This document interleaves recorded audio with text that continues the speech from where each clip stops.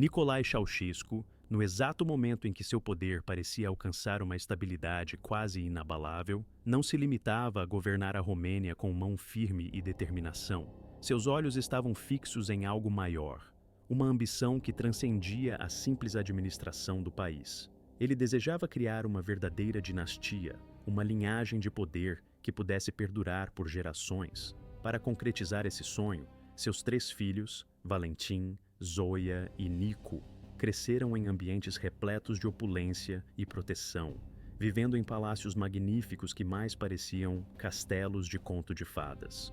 Essas crianças, criadas sob o olhar vigilante de um regime autoritário, tornaram-se símbolos vivos de uma estrutura de poder construída através de uma combinação de propaganda massiva e de um medo constante que permeava toda a sociedade romena. Enquanto milhões de romenos enfrentavam dificuldades extremas, lutando contra a fome, o racionamento severo e a violência diária, esses jovens viviam em um mundo separado, repleto de luxo, conforto e privilégios, mas carregando também um peso sombrio que poucos poderiam imaginar. Esse fardo era o legado de um regime opressivo e de uma história marcada por manipulação e repressão, que deixava marcas profundas em cada um daqueles filhos de ouro. E é importante que você permaneça comigo até o final, pois vou revelar detalhes surpreendentes sobre o destino dessas crianças que nasceram em meio ao poder e à opulência. Após a queda sangrenta do regime de Odna 1989, você verá o que aconteceu com cada um dos filhos de Nicolae Ceausescu, suas vidas, suas escolhas e seus destinos finais. As histórias de Zoia e Nico, em particular, vão te chocar, pois revelam as consequências de uma infância marcada por privilégios, mas também por uma sombra de tragédia e transformações profundas. Antes de começarmos a explorar essa narrativa, quero compartilhar uma meta que parece desafiadora, mas que é possível de alcançar com o seu apoio. Nosso objetivo é chegar a 1 milhão de inscritos, uma marca que representa muitas vidas e histórias, e que só será atingida com a sua ajuda. Pode parecer um número grande, mas com a sua participação, com sua assinatura e seu engajamento, podemos chegar lá. Então, não hesite. Inscreva-se agora, deixe seu comentário, compartilhe esse conteúdo e faça parte dessa história que revela os bastidores de um regime que marcou uma era na história da Romênia. Vamos entender então o regime de Nicolae Ceausescu, um período de poder absoluto, de controle rígido, mas também de estratégias complexas e de uma personalidade que se consolidou como símbolo de uma autoridade inquestionável. Nicolae Ceausescu assumiu oficialmente o comando do país em 1965, sucedendo a George Georgiev, que havia liderado a nação sob uma influência direta e quase que inquestionável da União Soviética desde o fim da Segunda Guerra Mundial. Desde o início, Nicolae tentou apresentar-se como um líder reformador e patriota, prometendo maior autonomia para a Romênia e promovendo uma imagem de nacionalismo renovado. Contudo, essa fachada logo se desfez, revelando um governo cada vez mais repressivo, marcado por um culto à personalidade que elevava o próprio Ceausescu ao status de figura quase divina, além de uma deterioração econômica gradual, que trazia dificuldades crescentes para o povo romeno. Desde os primeiros dias de seu mandato, Nicolae Ceausescu não governou sozinho.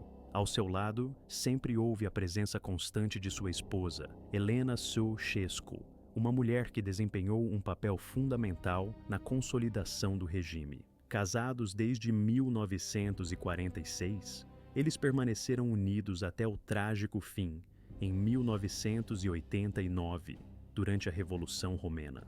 Com o passar dos anos, a influência de Helena cresceu de forma significativa, passando de uma figura secundária para uma das mulheres mais poderosas do aparato comunista.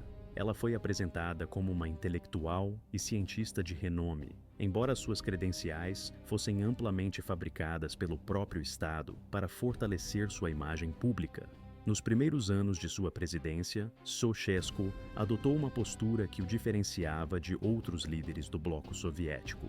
Em 1968, ele se recusou a apoiar a invasão da Tchecoslováquia pelo Pacto de Varsóvia, uma decisão que lhe rendeu grande prestígio internacional e o reconhecimento de diversos líderes ocidentais, algo incomum para um governante do leste europeu na época. Além disso, ele buscou impulsionar a economia romena por meio de, além de sua marcante trajetória política e de liderança, a vida pessoal de Nicolae Ceausescu e de sua esposa Helena também foi alvo de atenção e especulação, não apenas por parte da imprensa, mas também do público que acompanhava, de perto, os acontecimentos que moldaram a história da Romênia durante o século XX. O casal teve a bênção de 3 filhos, frutos de um matrimônio que, desde cedo, se viu envolvido em um contexto de intensas transformações sociais e políticas. Seus nomes eram Valentin, Zoia e Nico, todos nascidos antes que Nicolae alcançasse a posição de maior destaque e poder no cenário político do país, marcando assim uma trajetória que se entrelaçou irremediavelmente com os acontecimentos que viriam a definir a história romena. Contudo, a vida dessas 3 crianças foi profundamente influenciada pelos eventos tumultuosos que marcaram o governo de seu pai, um líder que consolidou seu poder através de uma postura autoritária e uma política de repressão, moldando o destino de toda uma geração. A seguir, vamos conhecer com mais detalhes cada um desses filhos, suas histórias pessoais e os caminhos que tomaram, revelando como seus destinos se entrelaçaram com os momentos mais turbulentos e decisivos do país. Prepare-se, pois o que ocorreu com Nico, o mais novo filho do casal, é algo que certamente surpreenderá e assustará a todos que acompanham essa narrativa. Antes de mergulharmos na história de Nico, no entanto, é importante começarmos falando sobre Valentin, o primogênito de Nicolae e Helena Ceausescu, cuja trajetória se iniciou em 20 de fevereiro de 1947, na capital romena de Bucareste, em um período marcado por profundas mudanças políticas e sociais, que estavam em pleno andamento na Romênia. Naquele momento, seu pai ainda não tinha atingido a cúpula do poder, mas já ocupava uma posição de grande relevância como ministro da Agricultura, uma função que lhe permitia consolidar sua influência dentro do Partido Comunista e ampliar sua presença no cenário político do país. Ao contrário de seus pais, que se dedicaram quase que integralmente à construção e sustentação de um regime autoritário, Valentin optou por um caminho bem distinto, escolhendo dedicar sua vida à ciência, à pesquisa acadêmica e ao desenvolvimento intelectual.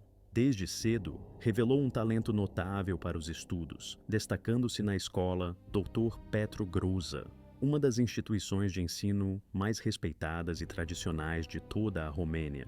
Essa dedicação precoce às ciências o levou, em 1965, a ingressar na Faculdade de Física da Universidade de Bucareste, marcando o início de uma trajetória voltada ao conhecimento e à investigação científica. Com o objetivo de aprimorar seus conhecimentos e ampliar seus horizontes, Valentin decidiu, em 1967, mudar-se para o Reino Unido, mais precisamente para o prestigiado Imperial College London, uma das instituições mais renomadas do mundo no campo da ciência e tecnologia. Durante seu período de estudos em Londres, ele não apenas aprofundou seu entendimento na área da física, mas também se envolveu em atividades extracurriculares, incluindo o esporte, chegando a atuar como goleiro em uma equipe universitária. Essa experiência no exterior contribuiu para moldar seu caráter, ampliando suas perspectivas além do universo acadêmico. Após aproximadamente 3 anos de dedicação ao estudo e à pesquisa, em 1970, Valentin retornou à Romênia, já formado, e com uma bagagem de experiências internacionais.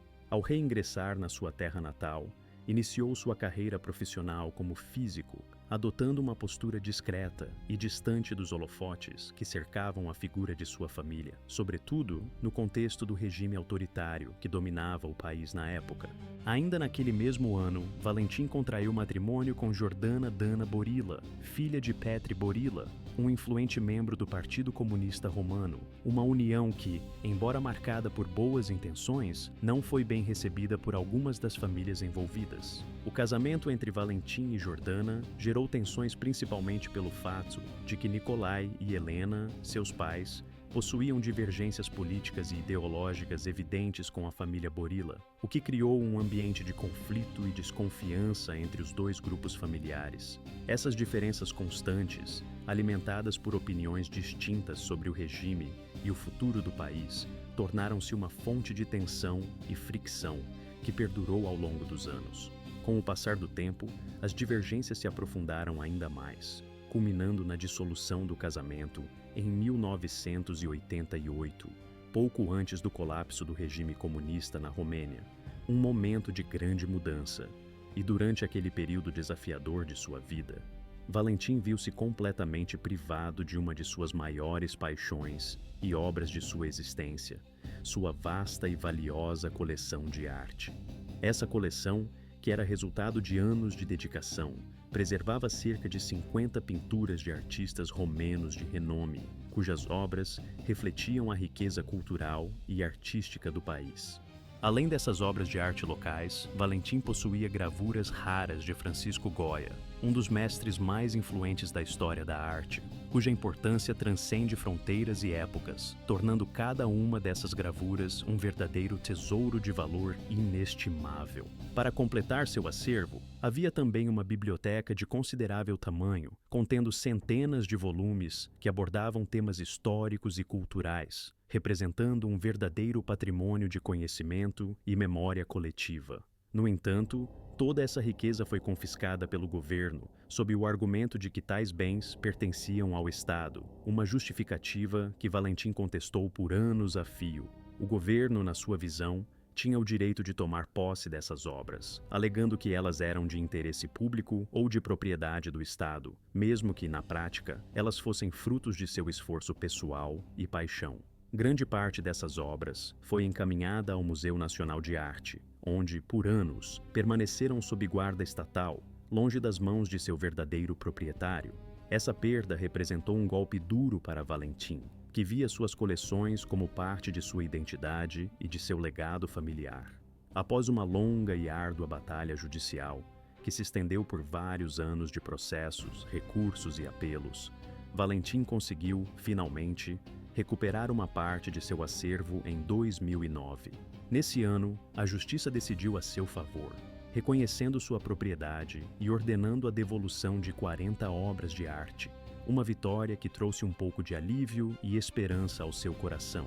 Essa conquista, embora parcial, foi vista como uma vitória significativa na luta pela preservação de seu patrimônio cultural e pessoal, e marcou uma nova fase em sua trajetória de resistência e esperança.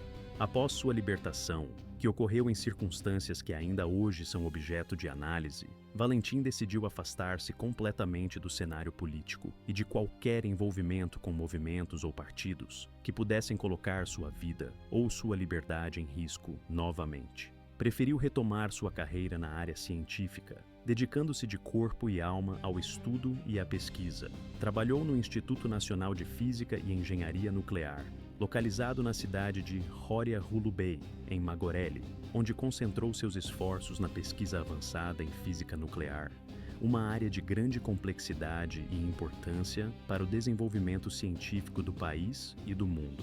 Valentim optou por uma vida reservada, longe dos holofotes e da atenção pública, preferindo a tranquilidade de um cotidiano focado em seu trabalho e em seus estudos. A sua vida pessoal, então, tomou um rumo mais discreto e silencioso, afastando-se de qualquer exposição desnecessária.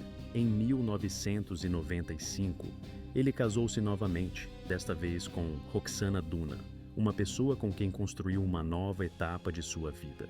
Dessa união, nasceu uma filha, Alexandra, que seguiu os passos da família e escolheu a arquitetura como carreira, demonstrando desde cedo talento e dedicação na área de design e construção. No ano de 2016, Valentim aposentou-se oficialmente, recebendo uma pensão modesta, que lhe proporcionou uma vida confortável, embora bastante simples. Diferentemente do percurso de seus pais e irmãos, que tiveram trajetórias marcadas por envolvimento político e social ativo, Valentim construiu uma existência pautada pelo silêncio, pela descrição e pelo afastamento de qualquer compromisso político.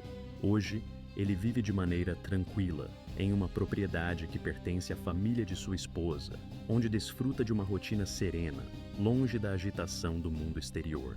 Assim, Valentin Ceausescu tornou-se uma figura singular dentro da história da sua família. Um membro que, apesar de carregar o mesmo sobrenome, optou por um caminho distinto, sem ambições de poder ou de notoriedade. Sua trajetória revela uma escolha consciente por uma vida de introspecção e dedicação ao conhecimento, uma postura que o diferencia de seus familiares e que o torna uma figura única e respeitada.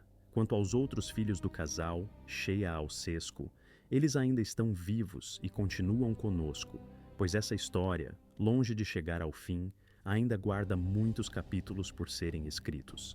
Antes de avançarmos na narrativa, é importante lembrar que há muitas outras histórias a serem contadas, histórias que enriquecem ainda mais o nosso entendimento sobre essa família e seus feitos. Assim, você nos incentiva a continuar produzindo mais conteúdos e a explorar ainda mais os detalhes dessa trajetória. Para isso, não deixe de acompanhar nossas atualizações, de se inscrever no O Campo de Estudo, denominado Análise Funcional. Sempre foi considerado uma área de pesquisa altamente sofisticada, caracterizada por sua natureza abstrata e desafiadora, que exige uma compreensão profunda de espaços vetoriais e de suas aplicações tanto teóricas quanto práticas. Essa disciplina, apesar de sua aparente complexidade, desempenhava um papel crucial no desenvolvimento do conhecimento matemático, pois permitia explorar de maneira rigorosa e detalhada questões relacionadas à análise de funções, operadores e suas diversas inter-relações dentro de ambientes matemáticos de alta abstração. A análise funcional é, sem dúvida, um ramo que demanda uma mente aguçada, habilidades de raciocínio lógico apurado e uma dedicação meticulosa, já que sua aplicação vai desde o entendimento de problemas matemáticos mais fundamentais até o avanço de tecnologias modernas, como a mecânica quântica e a engenharia de sinais. Zoia, uma talentosa pesquisadora, iniciou sua trajetória acadêmica no Instituto de Matemática da Academia Romena em 2074.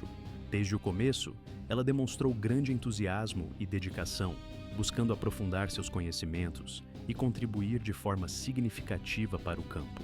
Contudo, sua aspiração de seguir uma carreira exclusivamente científica encontrava resistência por parte de seus pais, que tinham expectativas diferentes para ela e para seus irmãos. Seus pais acreditavam que, em tempos difíceis como aqueles, era mais estratégico que seus filhos desempenhassem papéis de maior impacto político ou administrativo dentro do regime vigente, valorizando posições que garantissem estabilidade e poder. Essa divergência de opiniões gerou uma certa tensão familiar, especialmente considerando o contexto político autoritário no qual estavam inseridos.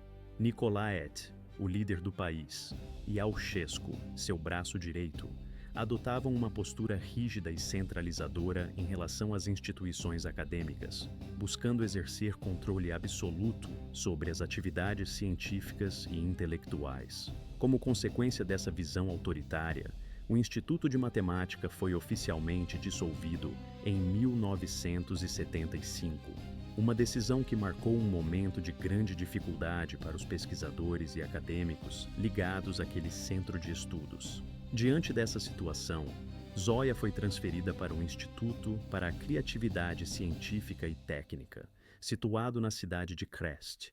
Lá, ela teve a oportunidade de criar e liderar um novo departamento dedicado à matemática, uma tarefa que exigia não apenas conhecimento técnico, mas também uma forte capacidade de liderança e inovação. Apesar das adversidades enfrentadas, seu trabalho não passou despercebido, ganhando reconhecimento na comunidade acadêmica nacional.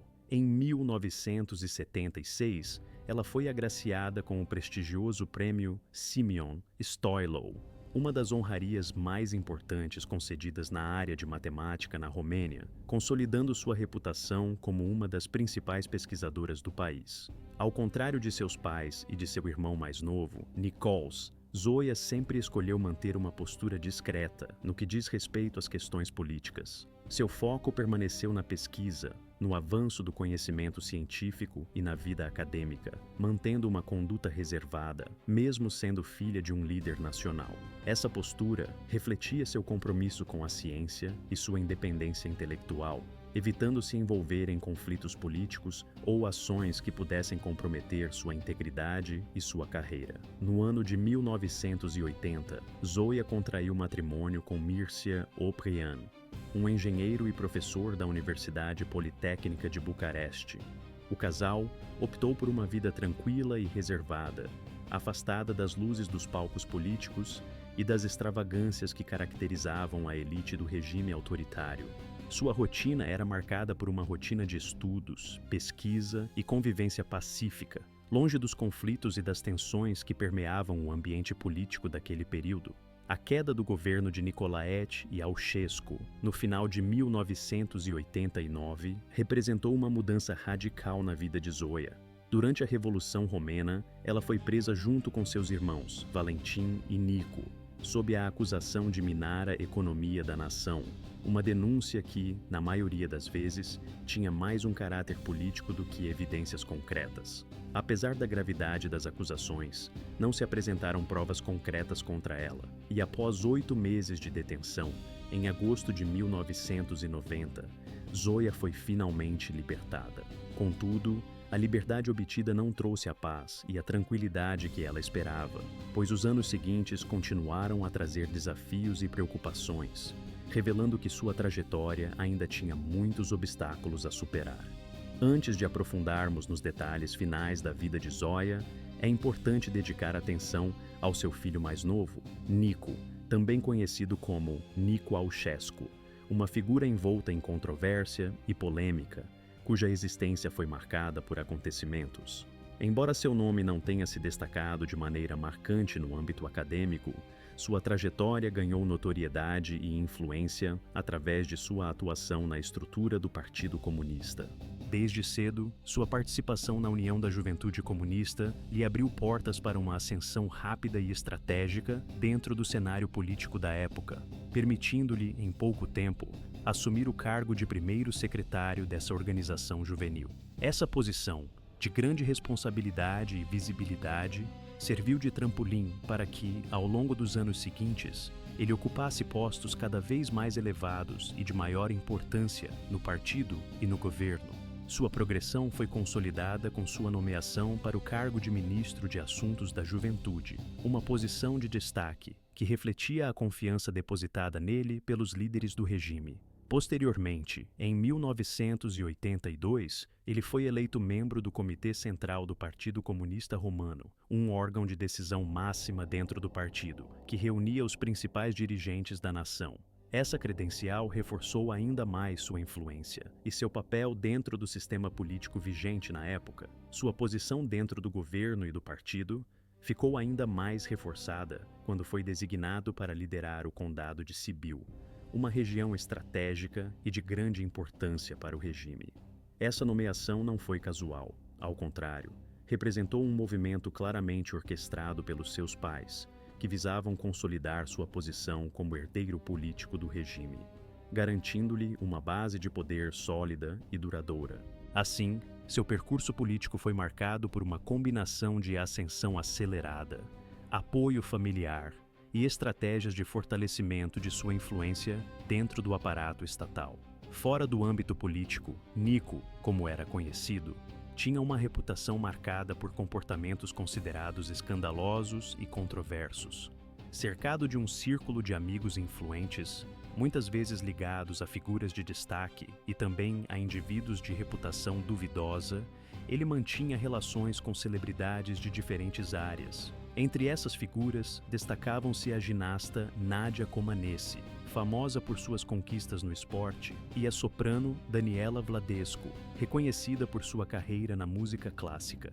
Apesar de seu convívio com pessoas de destaque, sua fama também era construída por histórias de abuso, episódios de alcoolismo e uma vida repleta de excessos e comportamentos autodestrutivos. Essas histórias, muitas vezes amplificadas pelos meios de comunicação e por relatos de testemunhas, contribuíam para uma imagem de alguém que, embora detinha uma posição de poder, vivia à margem dos padrões de conduta aceitáveis. Relatos de ex-oficiais da segurança, como Iomi Raipazepa, que desertou para os Estados Unidos, revelaram que Nico contava com a proteção de seu pai, mesmo diante de acusações graves, incluindo crimes como estupros e agressões físicas. Esses relatos indicam que seu comportamento destrutivo parecia não ter limites e que, muitas vezes, ele se encontrava acima da lei, protegido por uma rede de favores e impunidade. Além disso, há registros de uma relação próxima com Dai Hussein, filho do então ditador Saddam Hussein, com quem participava de festas extravagantes em locais como Mônaco e na Suíça, onde apostas de grandes somas de dinheiro eram uma constante. Essas atividades de luxo e ostentação refletiam uma vida de excessos, marcada por festas caras, apostas altas e uma conduta de desrespeito às normas sociais. O fim do regime, que ocorreu em dezembro de 1989, trouxe uma mudança radical na sua realidade. Com a revolução em curso e o governo desmoronando rapidamente, Nico foi capturado pelos revolucionários no dia 22 de dezembro daquele ano. Sua prisão foi transmitida ao vivo pela televisão estatal, onde apareceu visivelmente abatido, com o rosto marcado pelo cansaço e a derrota. Durante o julgamento, ele enfrentou acusações de corrupção, desvio de dinheiro público e até de manter crianças como reféns, em um processo altamente politizado e marcado por tensões. Relatos indicam que, antes de sua sentença final, Nico teria sido torturado na prisão e forçado a assistir às imagens da execução de seus pais, episódios que marcaram, de forma definitiva, a sua trajetória de destruição e derrota. Os finais trágicos de Zoya e Nico, os dois filhos do ditador romano, contrastaram fortemente com a ausência de paz na vida de seus irmãos. Enquanto Nico, apesar de todas as controvérsias, foi o único que, de alguma forma, conseguiu encontrar uma relativa paz e seguir sua vida de maneira mais tranquila, Valentin, outro filho do regime, foi quem realmente conseguiu superar os momentos difíceis e seguir adiante. Após a Revolução de 1989, Zoya enfrentou inúmeros obstáculos para reconstruir a trajetória de uma mulher, marcada por uma luta constante para construir uma vida de autonomia e independência, chegou ao seu fim de forma definitiva e trágica. Apesar de seus esforços incessantes para seguir um caminho próprio, longe da sombra dos seus pais e das expectativas familiares, ela nunca conseguiu se desvencilhar completamente das marcas deixadas por seu legado, que, de alguma forma, ainda influenciava suas escolhas e destinos. Essa mulher, que buscava a liberdade, viu-se muitas vezes presa por elementos do passado que pareciam mais fortes do que ela mesma, dificultando a concretização de seus sonhos e ideais de autonomia. Ao seu lado, seu irmão mais novo, Nico Ceausescu, também enfrentou um destino marcado por dificuldades extremas e acontecimentos dramáticos. Condenado a uma pena de 20 anos de prisão sob acusações de corrupção e abuso de poder, Nico passou apenas 2 anos atrás das grades. Sua libertação, ocorrida em 1992, aconteceu por motivos de saúde, com a intervenção da advogada Paula Iacco, que lutou para conseguir sua liberdade condicional, baseada na gravidade de seu estado físico.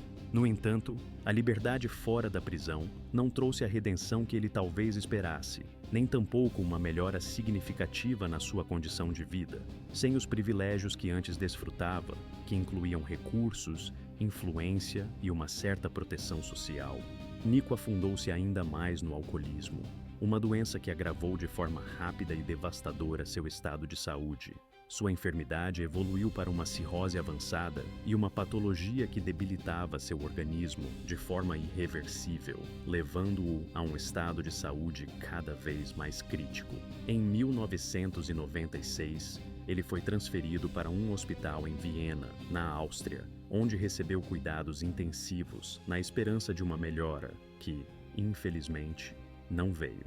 O diagnóstico final indicava que seu quadro era irreversível e, após meses de tentativas de tratamento, Nico faleceu no dia 25 de setembro daquele mesmo ano, aos 45 anos de idade.